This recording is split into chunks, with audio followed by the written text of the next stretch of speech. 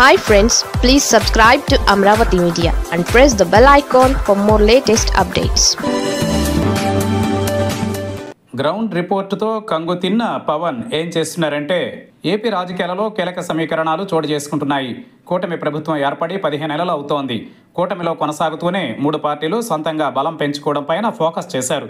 ప్రస్తుతం క్షేత్రస్థాయిలో లెక్కలు మారుతున్నాయి. ప్రభుత్వం పార్టీ పరిస్థితి పైన డిప్యూటీ సీఎం పవన్ పూర్తి సమాచారం సేకరించారు. మారుతున్న పరిస్థితులకు అనుగుణంగా కీలక నిర్ణయాలకు సిద్ధమవుతున్నారు. అందులో భాగంగా ఈ నెల 30న విశాఖ సభ వేదికగా పవన్ ప్రకటించే నిర్ణయాలపైన ఉత్కంఠ కొనసాగుతోంది. ఏపీలో కూటమి ప్రభుత్వ పాలనపైన డిప్యూటీ సీఎం పవన్ క్షేత్రస్థాయిలో పబ్లిక్ ఫీడ్బ్యాక్ ఆధారంగా కీలక నిర్ణయాలకు సిద్ధమయ్యారు. అధికారంలోకి వచ్చిన తరువాత పార్టీ ప్లేనరీ మినహా పార్టీకి సంబంధించి పవన్ సమావేశాలు పెద్దగా నిర్వహించలేదు.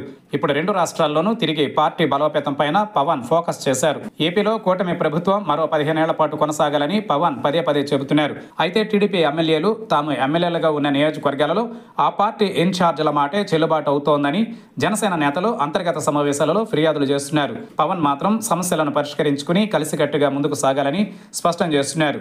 ఇక ఏపీతో పాటుగా తెలంగాణలోనూ పార్టీ పైన పవన్ కొత్తగా కార్యాచరణ ఖరారు చేస్తున్నారు. దీంతో ఏపీ, తెలంగాణలో పార్టీ భవిష్యత్ పైన దిశానిర్దేశం చేసేందుకు సిద్ధమయ్యారు. ఇందుకోసం విశాఖపట్నంలో ఈ నెల 30వ తేదీన జనసేన కార్యకర్తల విస్తృత స్థాయి సమావేశం నిర్వహించనున్నారు. ఈ సభలో ఆంధ్రప్రదేశ్, తెలంగాణ రాష్ట్రాల నుంచి నాయకులు, కార్యకర్తలు పెద్ద సంఖ్యలో పాల్గొంటారు. బహిరంగ సభ నిర్వహణ ఏర్పాట్ల కోసం విశాఖ జిల్లా ఎమ్మెల్యేల అధ్యక్షతన కమిటీలు ఏర్పాటు చేస్తున్నారు. గ్రామ స్థాయి కార్యకర్తలు, వీర మహిళలు పాల్గొనేలా విస్తృత ప్రచారం చేస్తున్నారు. విశాఖ 1 టౌన్లోని ఇందిరా ప్రియదర్శిని స్టేడియంలో 30వ తేదీ మధ్యాహ్నం బహిరంగ సభ జరగనుంది. 2 రాష్ట్రాలకు చెందిన జనసేన నేతలను ఆహ్వానిస్తుండటంతో పవన్ తీసుకునే నిర్ణయాలపైన ఉత్కంఠ నెలకొంది.